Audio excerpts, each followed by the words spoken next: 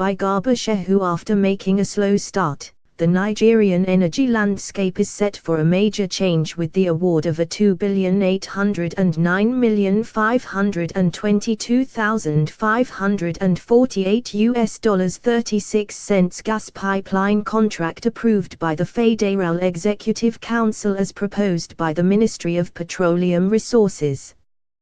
The ministry is under the direct supervision of President Muhammadu Buhari. Vibe Kashikwu, the Minister of State who made the presentation to the cabinet, announced that the project is for the construction of a 40 inches pipeline across 614 kilometers from Ajaokuta to Abuja-Kadioko.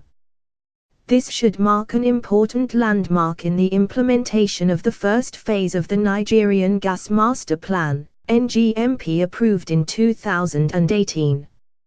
A second contract approved under this massive Blockbuster investment is for the engineering, verification, procurement and construction of a 40 inches 30 kilometers Odidi to Warri gas pipeline expansion project.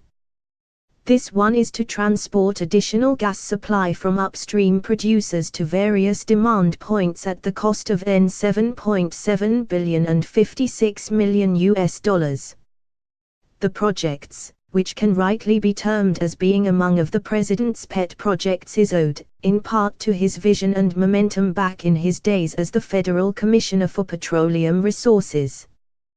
That time, Colonel Buhari led think tanks to plan the country's gas future and initiated the contracts for the laying of a massive network of petroleum pipelines, linking the length and breadth of the country, and laid the foundation for the construction of 3 refineries, Warri, the second Port Harcourt refinery and the one in Kadioko, in a bold move to augment the supply and distribution of petroleum products in the country. That was the golden period of the country's petroleum industry, when domestic refining not only met the requirements of home consumption but also produced excess 150,000 barrels of refined products for export.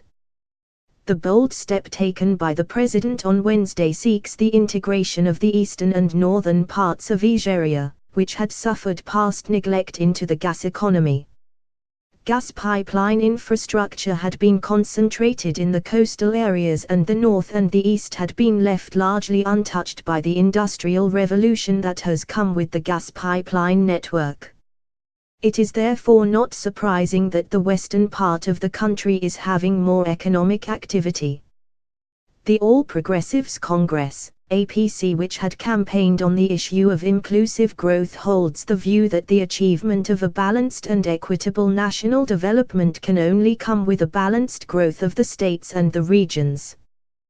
The party manifesto had identified the development of natural gas transportation infrastructure as a key project in this regard.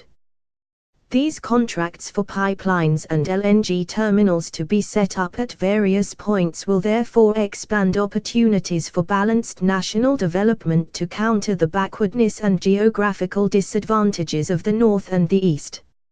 In line with the country's rapid growth in energy demand, the connection of the south and the north should serve as a boost to the nation's energy security. The increased energy transportation networks will be a shot in the arm for the struggling manufacturing industry, which suffers arising from the acute crisis in the energy sector.